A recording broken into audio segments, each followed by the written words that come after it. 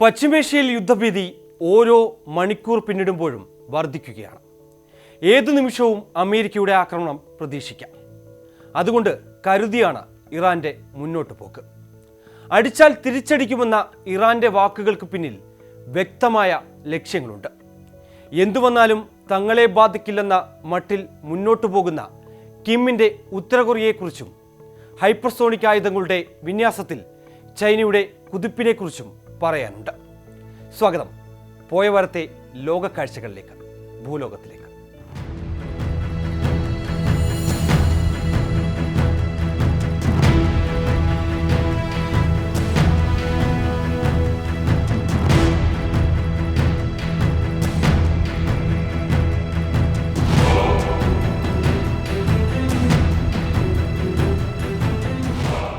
ഇറാനും അമേരിക്കയും തമ്മിൽ നിലനിൽക്കുന്ന സംഘർഷം ഏതു നിമിഷവും ഒരു ഏറ്റുമുട്ടലിന് കാരണമായേക്കാം. അങ്ങനെയിരിക്കെ അമേരിക്കയുടെ ഓരോ നീക്കത്തിനും അതേ നാണയത്തിൽ മറുപടി നൽകുമെന്നാണ് ഇറാന്റെ പ്രഖ്യാപനം. ഇറാനെ ആക്രമിക്കാൻ അമേരിക്ക നിയോഗിച്ചിട്ടുള്ള വിമാനവാഹിനി കപ്പലായ എബ്രഹാം ലിങ്കൺ തന്നെയാകും ഇറാന്റെ ആദ്യ ലക്ഷ്യം. ഈ യുദ്ധക്കപ്പലിനെ കൊച്ചു ഡ്രോൺ കൂട്ടത്തെ വെച്ച് ഇറാൻ കടലിൽ മുക്കിയാൽ അമേരിക്കയുടെ ചരിത്രത്തിലെ തന്നെ ഏറ്റവും വലിയ നാണക്കേടായി അത് മാറും.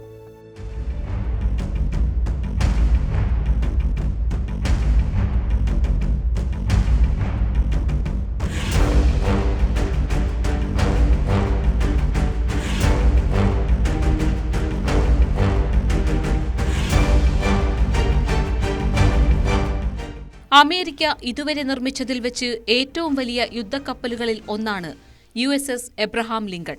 330 മീറ്ററിലധികം നീളവും ഏകദേശം 1,00,000 ടൺ ഭാരവും വഹിക്കാൻ ശേഷിയുള്ള ഈ യുദ്ധക്കപ്പൽ കടലിൽ ഒരു സ്വതന്ത്ര അമേരിക്കൻ പ്രദേശമായാണ് നിലനിൽക്കുന്നത്. എബ്രഹാം ലിങ്കണിന്റെ ആകെ കണക്കാക്കിയ മൂല്യം മാലിദ്വീപിന്റെ മൊത്തം GDP-യേക്കാൾ കൂടുതലാണ്. ഈയൊരു കപ്പലിലെ സമ്പത്തിന്റെ കേന്ദ്രീകരണം മുഴുവൻ പസഫിക് രാജ്യത്തിന്റെയും വാർഷിക വരുമാനത്തേക്കാൾ കൂടുതലാണ്.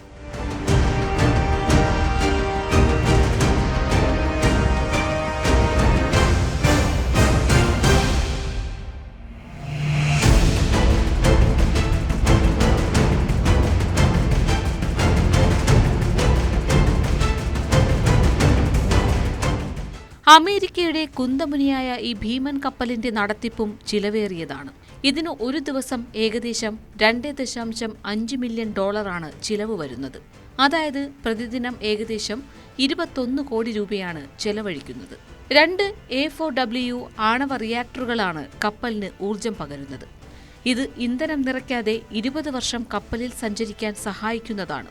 ചിലവുകൾ എങ്ങനെ അമ്പരപ്പിക്കുന്നതാണെങ്കിലും USS എബ്രഹാം ലിങ്കണിനെ വിലമതിക്കാനാവാത്ത ഒരു നയതന്ത്ര ഉപകരണമായിട്ടാണ് അമേരിക്ക നോക്കിക്കാണുന്നത്.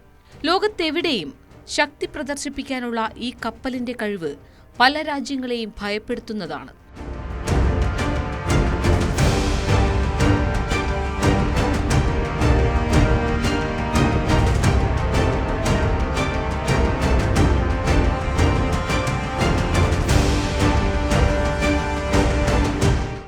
എന്നാൽ ഈ വിരട്ടൽ തങ്ങളോട് വേണ്ട എന്നാണ് ഇറാൻ പറയുന്നത്. അവർ അമേരിക്കയുടെ ഈ കുന്തമുനിയുടെ മുന തന്നെ ഒടിച്ചു കളയാനാണ് ഇറാൻ തയ്യാറെടുക്കുന്നത്. അമേരിക്കൻ നാവികസേനയുടെയും വ്യോമസേനയുടെയും ശക്തിക്ക് മുന്നിൽ തന്ത്രപരമായ പ്രതിരോധവും കടന്നാക്രമണവുമാണ് ഇറാന്റെ പ്ലാൻ.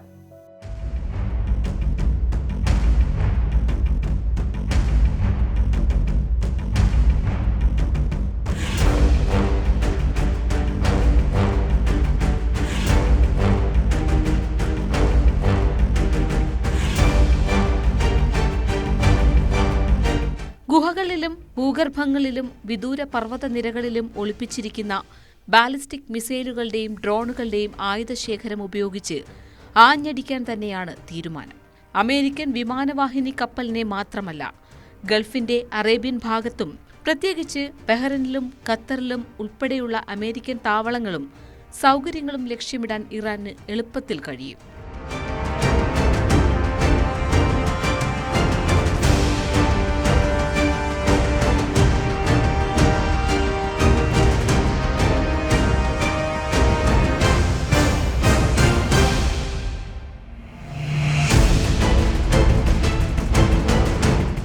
അമേരിക്കയുടെ ഏതൊരു സൈനിക നടപടിയും തങ്ങൾക്ക് നേരെയുള്ള തിരിച്ചടിയാകുമെന്ന് ഗൾഫ് അറബ് രാജ്യങ്ങളും ഇപ്പോൾ തിരിച്ചറിയുന്നുണ്ട്.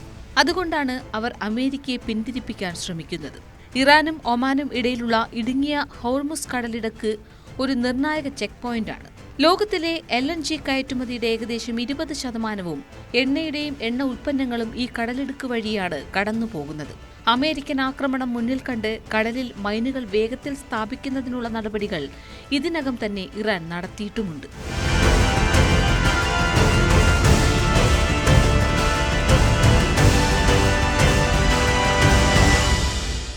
ഒരു അമേരിക്കൻ യുദ്ധക്കപ്പൽ മുങ്ങുക, അതിലുള്ള ആയിരക്കണക്കിന് സൈനികരും ജീവനക്കാരും കൊല്ലപ്പെടുക, ആയുധങ്ങൾ നശിച്ചു പോവുക എന്നൊക്കെ കേട്ടാൽ ഒരിക്കലും നടക്കില്ലെന്ന് തോന്നും. എന്നാൽ ചരിത്രം പരിശോധിച്ചാൽ ഇതെല്ലാം അസാധ്യമല്ല എന്നതാണ് യാഥാർത്ഥ്യം.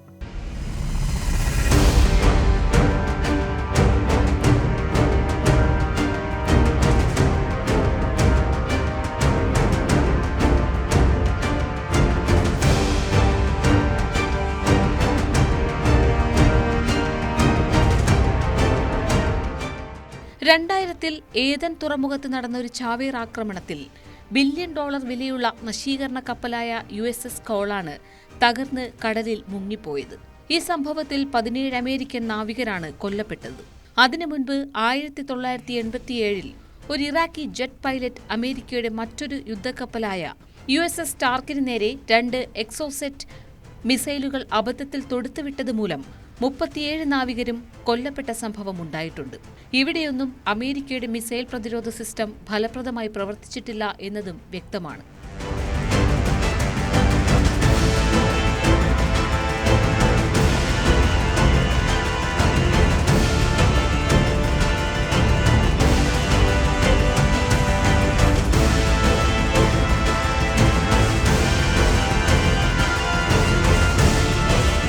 പോരാട്ടത്തിൽ ലഹരി കാണുന്ന ജനതയാണ് ഇറാന്റേത്. ആ പേർഷ്യൻ കരുത്തിനെ കീഴ്പ്പെടുത്തി മുന്നോട്ട് പോവുക എന്നത് അമേരിക്കയ്ക്ക് അത്ര എളുപ്പമല്ല. വെനസ്വേലയെ കീഴ്പ്പെടുത്തിയതുപോലെ അനായാസം മുന്നേറാമെന്ന് അമേരിക്കയും കരുതുന്നില്ല. അടിച്ചാൽ തിരിച്ചടിയേൽക്കേണ്ടി വരുമെന്ന ആശങ്കയും US-നുണ്ട്. പശ്ചിമേഷ്യയിലെ യുദ്ധഭീതി അകറ്റാൻ മധ്യസ്ഥ ചർച്ചകളും തകൃതിയായി നടക്കുന്നുണ്ട്. എന്താകും ഇറാനെയും മറ്റു രാജ്യങ്ങളെയും കാത്തിരിക്കുന്നത്? ലോകത്ത് സൈനിക മത്സരത്തിൽ ശക്തിയുടെ അളവുകോൽ ടാങ്കുകളോ യുദ്ധവിമാനങ്ങളോ മാത്രമല്ല.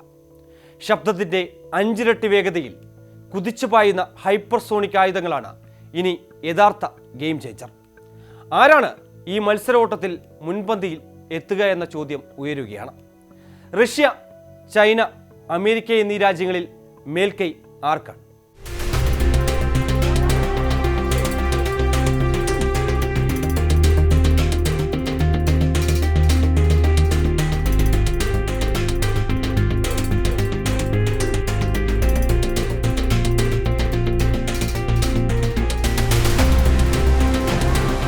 കഴിഞ്ഞ 2 പതിറ്റാണ്ടുകളായി ദീർഘകാല ദർശനത്തോടെയും സ്ഥിരതയോടെയും ഹൈപ്പർസോണിക് ഗവേഷണത്തിലും വിന്യാസത്തിലും നിക്ഷേപം നടത്തിയ ചൈന ഇന്ന് ലോകം നോക്കി നിൽക്കെ ഏറ്റവും വിപുലവും വൈവിധ്യമാർന്നതുമായ ഹൈപ്പർസോണിക് മിസൈൽ ആയുധശേഖരങ്ങളിലൊന്ന് നിർമ്മിച്ചു കഴിഞ്ഞു. വേഗത, വിന്യാസത്തിന്റെ വ്യാപ്തി, സാങ്കേതിക സങ്കീർണത, പിന്തുണയ്ക്കുന്ന വ്യവസായ അടിസ്ഥാന സൗകര്യങ്ങൾ എന്നീ മാനദണ്ഡങ്ങളിലും ചൈന മുന്നേറ്റം കൈവരിച്ചു. ഹൈപ്പർസോണിക് യുഗത്തിലേക്ക് ലോകം കടക്കുമ്പോൾ അതിന്റെ വേഗതയും ദിശയും നിർണ്ണയിക്കുന്നതിൽ ചൈന പ്രധാന ശക്തിയായി മാറി.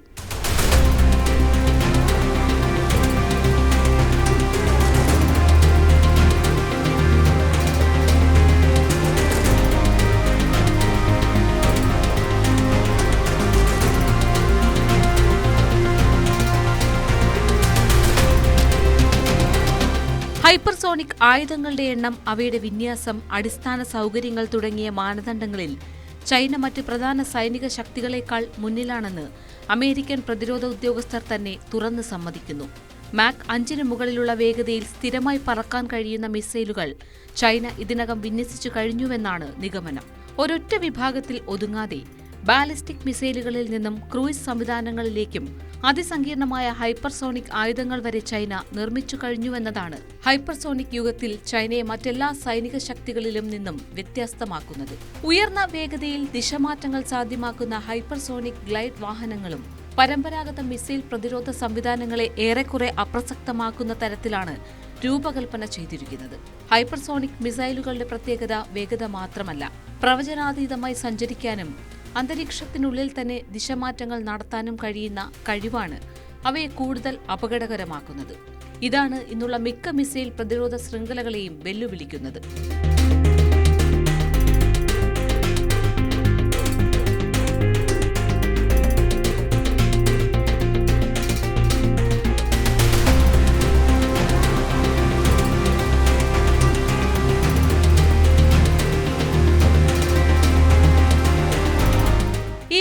സ്വാഭാവികമായി ഉണ്ടായതല്ല. ഷീ ജിൻപിങ് ചൈനീസ് കമ്മ്യൂണിസ്റ്റ് പാർട്ടിയുടെ ജനറൽ സെക്രട്ടറി ആയതിനു ശേഷം ഔദ്യോഗിക പ്രതിരോധ ബജറ്റ് ഏകദേശം ഇരട്ടിയായി. ഹൈപ്പർസോണിക് ഗവേഷണം, മിസൈൽ പ്രൊപ്പൽഷൻ, മാർഗനിർദ്ദേശ സംവിധാനങ്ങൾ, ആഗോള സ്ട്രൈക്ക് ശേഷികൾ ഇവയിലേക്കുള്ള സ്ഥിരമായ നിക്ഷേപമാണ് ഇന്നത്തെ ഉയർച്ചയ്ക്ക് കാരണം.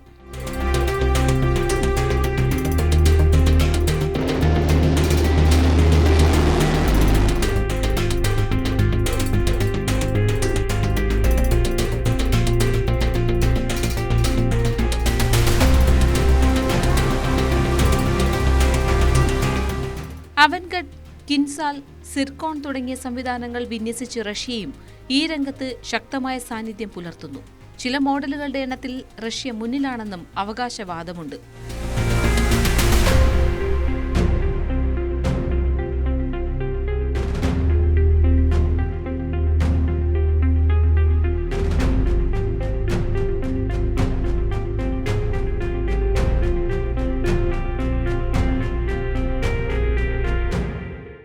ഈ ആയുധങ്ങൾ ഇനി പരീക്ഷണശാലകളിലെ ആശയങ്ങളല്ല, മറിച്ച് യുദ്ധഭൂമിയുടെ നിയമങ്ങൾ തന്നെ മാറ്റിയെഴുതാൻ പോകുന്ന നിർണായക ശക്തിയാണ്. ലോകം ഹൈപ്പർസോണിക് യുഗത്തിലേക്ക് കടക്കുന്ന ഈ ഘട്ടത്തിൽ ചൈനയുടെ പങ്ക് വ്യക്തമാണ്. ഭാവിയിലെ യുദ്ധങ്ങൾ എങ്ങനെ ആസൂത്രണം ചെയ്യപ്പെടുമെന്നതിലും പ്രധാന സ്വാധീന ശക്തിയായി ചൈന മാറിക്കൊണ്ടിരിക്കുന്നു. ലോകത്ത് പല സംഘർഷങ്ങളും യുദ്ധങ്ങളും പൊടിപൊടിക്കുകയാണ്. അപ്പോഴും ഇതൊന്നും കണ്ടില്ലെന്ന് നടിച്ച് മുന്നേറുന്ന ഒരു രാജ്യത്തെ പറ്റിയാണ് ഇനി പറയാൻ പോകുന്നത്. വേറെ ആരുമല്ല, കിം ജോങ് ഉന്നിൻ്റെ ഉത്തര കൊറിയ തന്നെ. തങ്ങളുടെ ആണവായുധ ശേഖരം വികസിപ്പിക്കുന്നതിനുള്ള അടുത്ത ഘട്ടത്തിലേക്ക് കടക്കുകയാണെന്ന കിമ്മിൻ്റെ പ്രഖ്യാപനം ലോകരാജ്യങ്ങൾ ആശങ്കയോടെയാണ് വീക്ഷിക്കുന്നത്.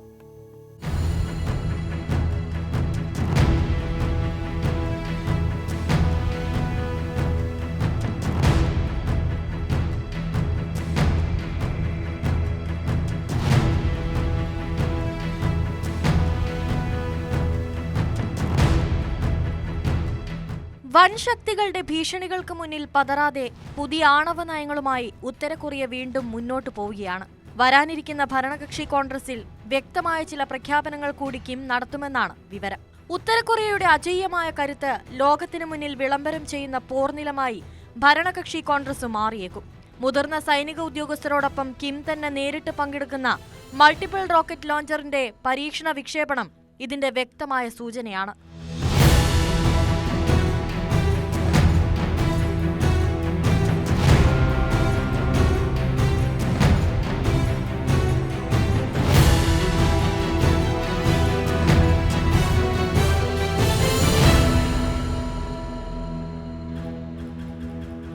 ലോകത്തെ വിറപ്പിക്കാൻ പോകുന്ന മിസൈലുകൾ ആകാശത്തേക്ക് കുതിച്ചുയർന്നു.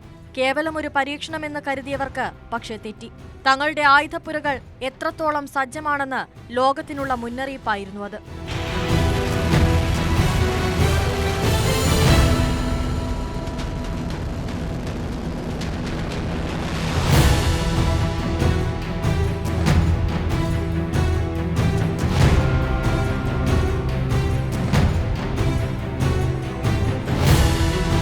അമേരിക്ക ദക്ഷിണ കൊറിയ സഖ്യത്തിന്റെ ശക്തമായ സൈനിക സാന്നിധ്യവും തുടർച്ചയായി നടക്കുന്ന മിസൈൽ പരീക്ഷണങ്ങളും ഈ പ്രഖ്യാപനത്തിന് കൂടുതൽ പ്രാധാന്യം നൽകുന്നു.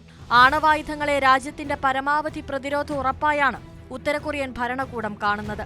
അതിനാൽ തന്നെ സൈനിക ശക്തി വർദ്ധിപ്പിക്കുന്നതിൽ യാതൊരു വിട്ടുവീഴ്ചയും ഉണ്ടാകില്ലെന്ന ശക്തമായ രാഷ്ട്രീയ സൈനിക സന്ദേശമാണ് ഈ പ്രഖ്യാപനത്തിലൂടെ ലോകത്തിന് നൽകപ്പെടുന്നത്. അതോടൊപ്പം മേഖലയിൽ മാത്രമല്ല, ആഗോളതലത്തിലും പുതിയ ആശങ്കകളും നയതന്ത്ര ചർച്ചകളും ശക്തമാകുമെന്ന വിലയിരുത്തലുകളും ഉയരുന്നുണ്ട്.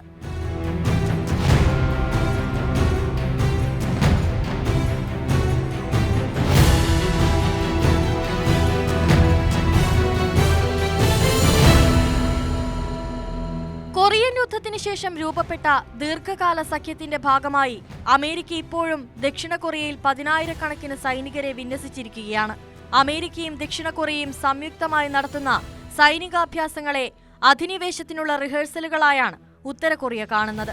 ഇത്തരം നീക്കത്തിൽ ശക്തമായ ഭാഷയിൽ ഉത്തര കൊറിയ പ്രതികരിക്കുകയും ചെയ്യാറുണ്ട്. മാത്രമല്ല, അമേരിക്കൻ പ്രസിഡന്റ് ഡൊണാൾഡ് ട്രംപ് തന്റെ ആദ്യ ഭരണകാലത്ത് കിമ്മുമായി 3 തവണ കൂടിക്കാഴ്ച നടത്തിയെങ്കിലും ആണവ നിരായുധീകരണവുമായി ബന്ധപ്പെട്ട അഭിപ്രായ വ്യത്യാസങ്ങൾ കാരണം ചർച്ചകൾ മുന്നോട്ടു പോയില്ല. ഹനോയിൽ നടന്ന ഉച്ചകോടി പരാജയപ്പെട്ടതോടെ ഇരു രാജ്യങ്ങൾക്കിടയിലെ ബന്ധം വീണ്ടും വഷളായി. ദക്ഷിണ കൊറിയയിൽ നടക്കുന്ന പ്രാദേശിക ഉച്ചകോടിക്ക് മുന്നോടിയായി കിമ്മുമായി വീണ്ടും കൂടിക്കാഴ്ചയ്ക്കുള്ള പ്രതീക്ഷ ട്രംപ് പ്രകടിപ്പിച്ചിട്ടുണ്ട്. എന്നാൽ കിമ്മിന്റെ ഭാഗത്തുനിന്ന് ഇതുവരെ പ്രതികരണമുണ്ടായിട്ടില്ല.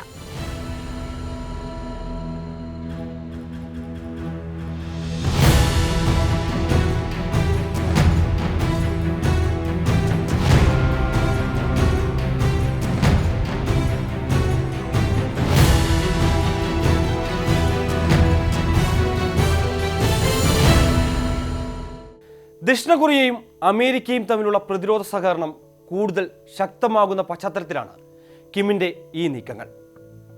സഖ്യകക്ഷികൾക്ക് മുന്നറിയിപ്പും ഒപ്പം സമ്മർദ്ദവും സൃഷ്ടിക്കുക എന്നതാണ് കിമ്മിന്റെ പ്രധാന ലക്ഷ്യം.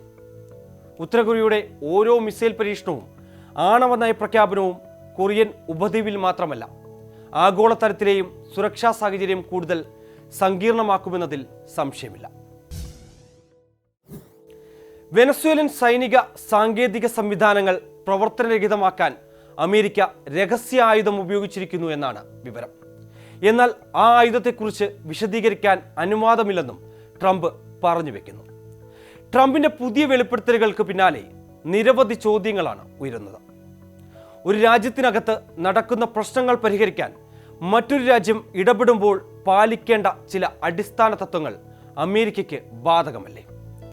ഏതാണ് ട്രംപിന്റെ ആ രഹസ്യ ആയുധം?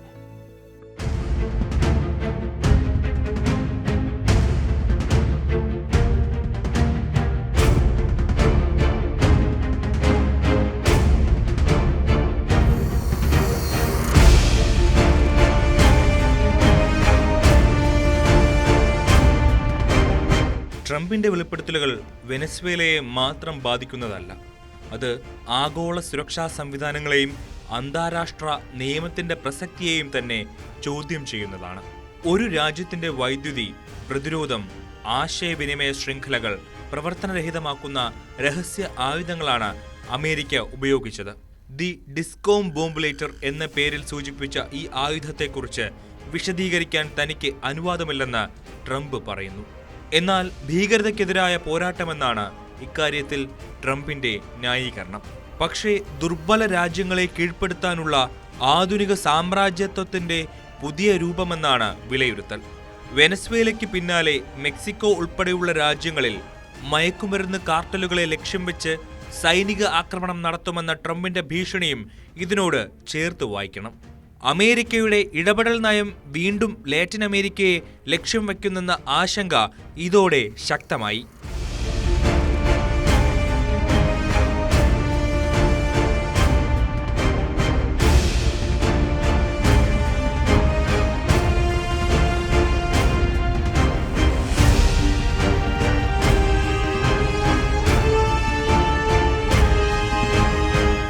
വെനസ്വേലയ്ക്ക് റഷ്യൻ, ചൈനീസ് ആയുധങ്ങൾ ഉണ്ടായിരുന്നിട്ടും ഒന്നും പ്രവർത്തിച്ചില്ല എന്ന ട്രംപിന്റെ അവകാശവാദം മറ്റൊരു രാജ്യത്തിന്റെ പ്രതിരോധ സംവിധാനങ്ങൾ അട്ടിമറിച്ചതിന്റെ പരോക്ഷമായ സമ്മതമായി കൂടിയാണ് വായിക്കപ്പെടുന്നത്.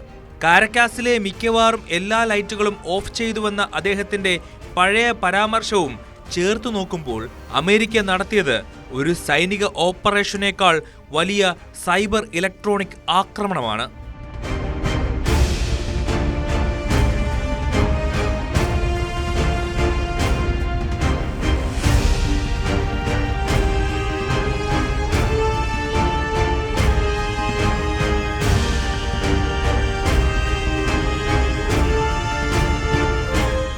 വെനസ്വേലയെ സംബന്ധിച്ചിടത്തോളം മയക്കുമരുന്ന് കടത്തു തടയാൻ യുഎസുമായി ചർച്ചയ്ക്ക് തയ്യാറാണെന്ന് മഡൂറോ വ്യക്തമാക്കിയിരുന്നു.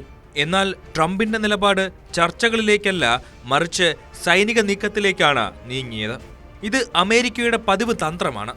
ആദ്യം സംവാദത്തിന് ക്ഷണിക്കും, പിന്നെ സാമ്പത്തികമായി വരിഞ്ഞു മുറുക്കും, ഒടുവിൽ സൈനിക നീക്കത്തിലൂടെ പിടിച്ചെടുക്കും. കഴിഞ്ഞ ദശകങ്ങളിലുണ്ടായ ഭരണകൂട മാറ്റങ്ങളും ഉപരോധങ്ങളും അട്ടിമറികളും ഇതിന്റെ ചരിത്ര സാക്ഷ്യങ്ങളാണ്.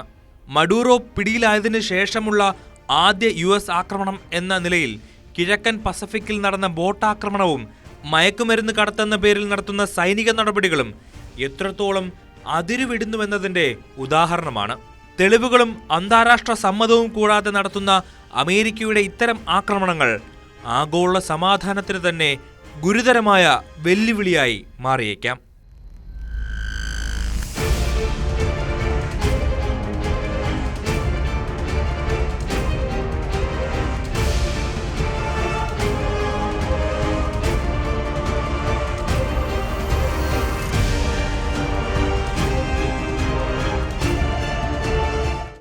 യുദ്ധവും ഭീഷണിയും ഇപ്പോഴും അമേരിക്കൻ വിദേശ നയത്തിൻ്റെ പ്രധാന ഉപകരണങ്ങളാണെന്ന് ട്രംപ് തന്നെ തുറന്നു പറയുകയാണ്.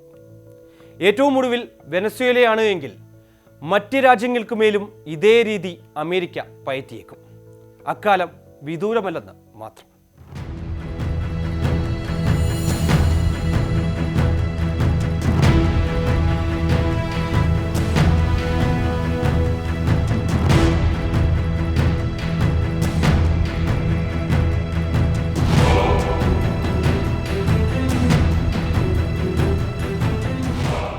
മാറുന്ന ലോകക്രമത്തിൽ മുൻപന്തിയിലെത്താനുള്ള ഓട്ടപ്പന്തയത്തിലാണ് ലോകരാജ്യങ്ങൾ. അതിനായി തിരഞ്ഞെടുക്കുന്ന വഴികളിൽ പൊലിഞ്ഞു വീഴുന്നത് നിസ്സഹായരായ സാധാരണക്കാരായ ജനങ്ങളാണ്. സംഘർഷങ്ങൾ ഒഴിവാക്കാനും യുദ്ധങ്ങൾ അവസാനിപ്പിക്കാനും മധ്യസ്ഥ ശ്രമങ്ങൾ ഒരു വശത്ത് നടക്കുന്നുണ്ട്. അപ്പോഴും പുതിയ പുതിയ പ്രശ്നങ്ങൾ രൂപപ്പെടുകയാണ്. എന്തായാലും നല്ലത് നടക്കട്ടെ എന്ന് പ്രത്യാശിക്കാം. MG Mithun signing off.